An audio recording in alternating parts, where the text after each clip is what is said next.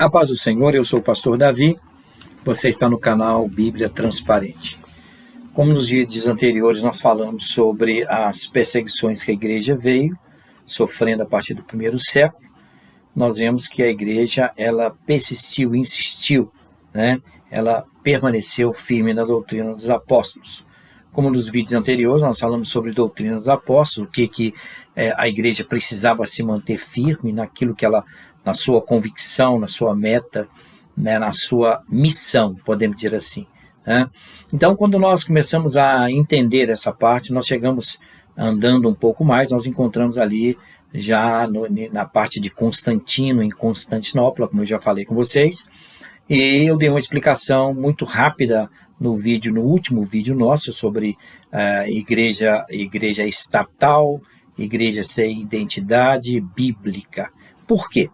Porque a igreja antigamente ela foi solapada, ela é um copo com água, como eu falei com vocês, é um copo, a igreja está aqui, preservada por esse copo, tá?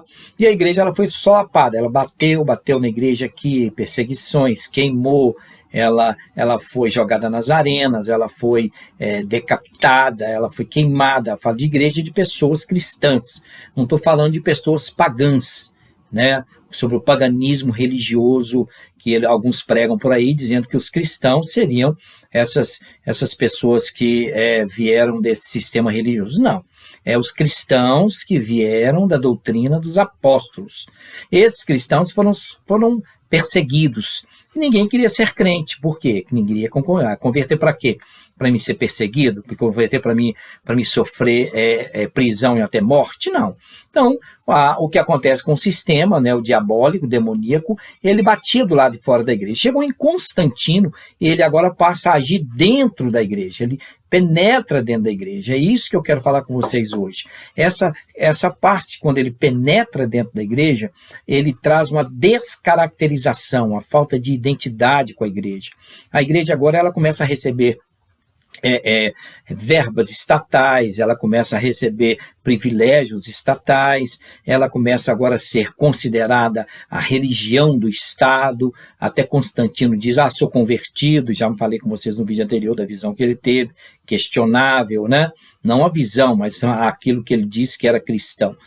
E quando a gente passa a observar detalhes, a gente começa a entender a palavra de Deus no aspecto de preservados em Jesus Cristo. Você vai entender o que eu vou ler antes, né? Agora em carta de Judas, no capítulo 1, quando ele escreve ali a sua carta, Judas ele fala uma coisa muito interessante. Ele começa a falar, ele tinha um assunto para falar com a igreja, tá?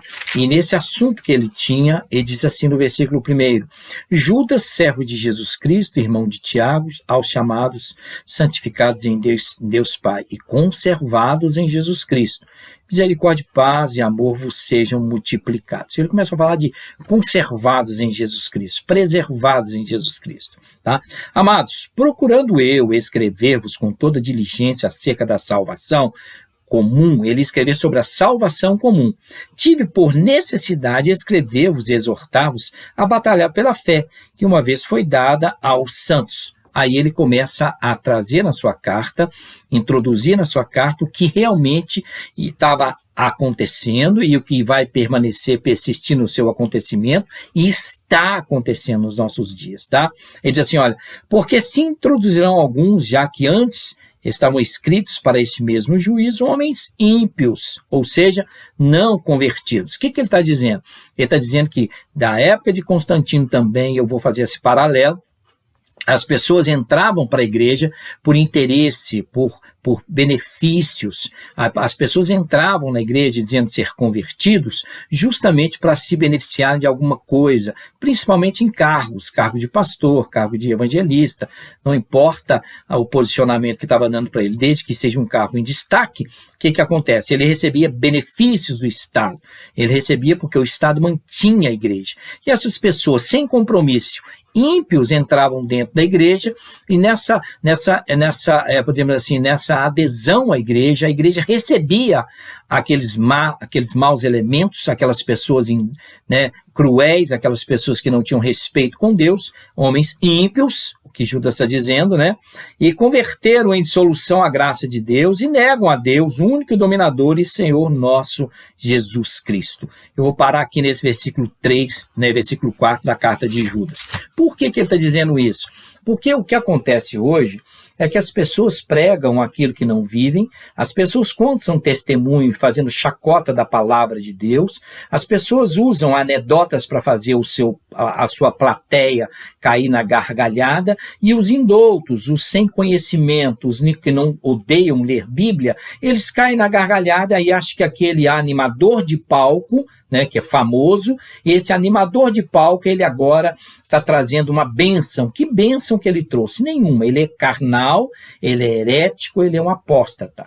Tá? Um homem que brinca com a gravidez de Maria, um homem que brinca com a condição de Agar e Abraão e Sara, brinca naquela condição que Abraão teve um filho com Agar e nasceu Ismael, vieram os ismaelitas, e depois Sara diz assim, olha, não pode viver o filho da livre com o filho da escrava, põe fora a escrava e seu filho.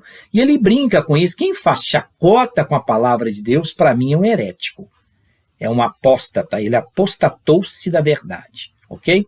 Então, agora, o que acontece? Entrou dentro da igreja, ele danificou toda a doutrina da igreja. Ele danificou a área de louvor, ele danificou a área de palavra, ele danificou a área de veracidade, de verdade, ele danificou hoje a confiabilidade naquilo que está se pregando, se é verdade, se é mentira, se esse testemunho que ele está contando é um testemunho verdadeiro, se é falsificado ou simplesmente para encher um espaço que ficou no meio da mensagem, né?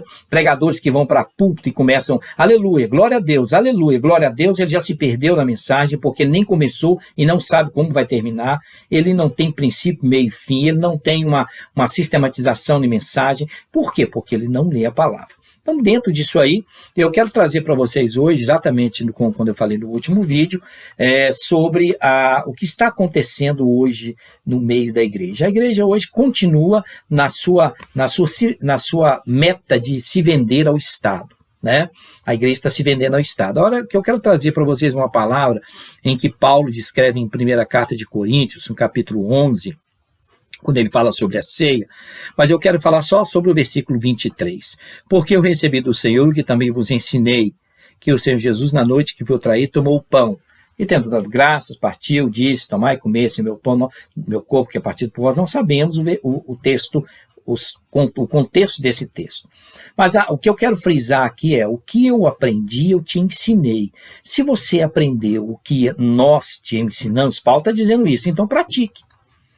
Não adianta você estudar teologia, não adianta você bacharel em teologia, doutorado em teologia, ler Bíblia e fazer acontecer, sendo que a Bíblia ela é lida, entendida e praticada. Não adianta ler e entender e continua na sua situação de não praticar o que está escrito. Não resolve nada. Não traz nenhum benefício, traz só malefícios, não traz nenhum tipo de crescimento, traz simplesmente um descrédito naquilo que está sendo pregado. Só isso. Então, vejam bem, trazendo para os nossos dias, né, nós vemos que a palavra hoje está se cumprindo de uma maneira muito, muito linda, porque a palavra de Deus é viva e eficaz. Nós vemos aí o que está acontecendo, nós vemos aí os acontecimentos que está se proliferando dentro da situação hoje evangélica.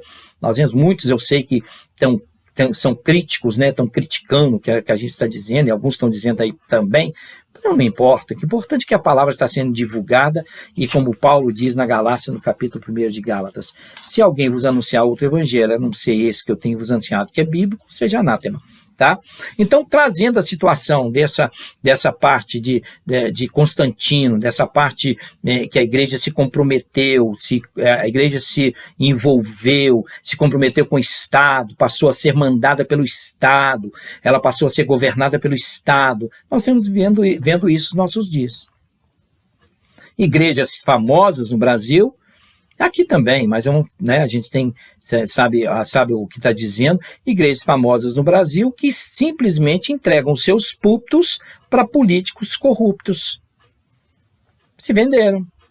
Igrejas famosas no Brasil que levam as pessoas a um descrédito que está sendo pregado, porque quem está pregando não tem crédito no que prega.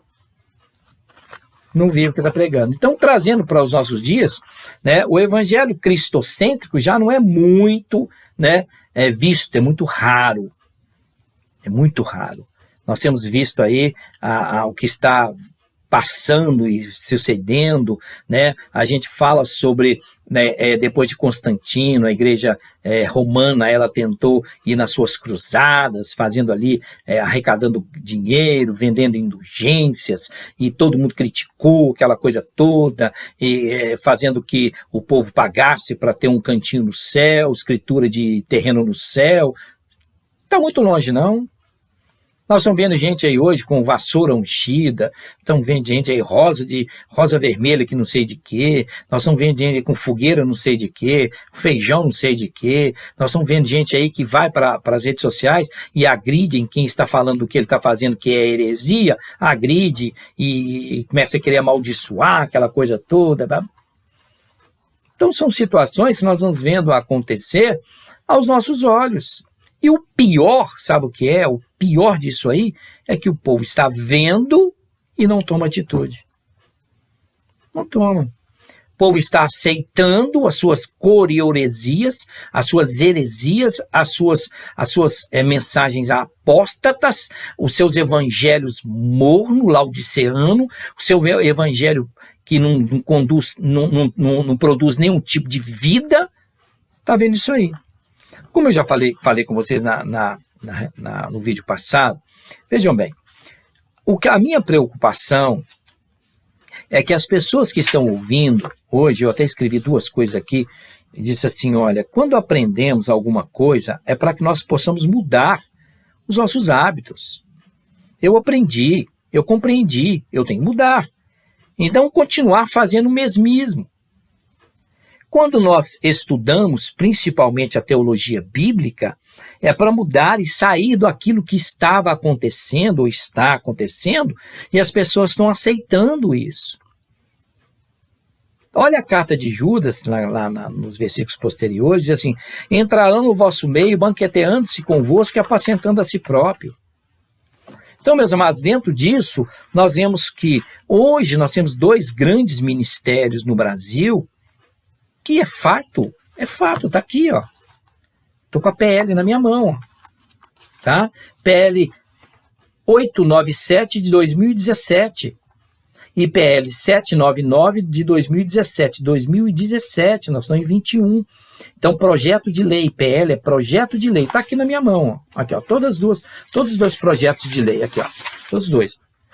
Alguém pesquisou no Google, viu isso que eu estou, comprovou isso que eu estou dizendo. Então, vejam bem, projeto de lei 799 de 2017 declara o seguinte, projeto de lei 799 declara a Assembleia de Deus Ministério Madureira, fundada em 15 de novembro de 1929, como patrimônio cultural, histórico, turístico do estado de São Paulo. Ups, e agora?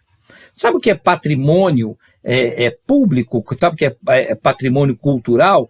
Vem de pater, que significa pai, tem origem no latim, né? A palavra patrimônio passou a ser usada quando nos referimos aos bens, origens de uma pessoa. Então a igreja vendeu a sua identidade, passou a ser agora patrimônio cultural, histórico e turístico do estado de São Paulo. Perdeu a sua essência de pregar o evangelho. Primeiro, a igreja. Então é o Ministério Madureira. Não estou falando mentira não, está aqui, ó. Está aqui, ó. Segunda PL, olha ela aqui, ó, está na minha mão. Diz assim, olha, PL 897, 2017. Essa é a Madureira. Declara que a Assembleia de Deus Ministério Belém, fundada em 1924, como patrimônio cultural, histórico e turístico do estado de São Paulo. E se você vê a parte da justificativa, está dizendo que a igreja agora é um patrimônio público, que a igreja precisa agora, ela é patrimônio cultural, a igreja agora ela tem que abrir as suas portas, e as informações que nós temos é que houve uma determinada cerimônia uma dessas assembleias, que houve um casamento coletivo e ali casou-se pessoas que não condiz com a palavra. E aí? Vai fazer o quê? Vai esconder? Vai colocar debaixo do pano? In the table? Como é que vai fazer? É o que eu estou falando com vocês. A igreja está perdendo a sua essência. A igreja está se perdendo na sua podemos dizer assim, descaracterização, tentando envolver com política. Você é contra a política, pastor? Não, eu não sou contra a política. Eu sou contra levar políticos para púlpito. Isso eu sou contra. Esse é o problema que a gente está enfrentando. Ok? Então, veja bem, fica aqui esse alerta, né? Fica aqui essa palavra para vocês, no aspecto de precisamos posicionarmos na palavra. Ok? Na palavra. Que Deus te abençoe. Até o próximo vídeo. Não esqueça, inscreva-se no canal. Nós precisamos, o YouTube está exigindo um certo número de inscritos, né? Então, se você tem um tempinho, inscreva-se, dá o seu like, deixa a sua observação. Mas o importante, mais importante, não deixe de ler a palavra. Leia a Bíblia. Que Deus te abençoe. Até o próximo canal. Até o próximo vídeo.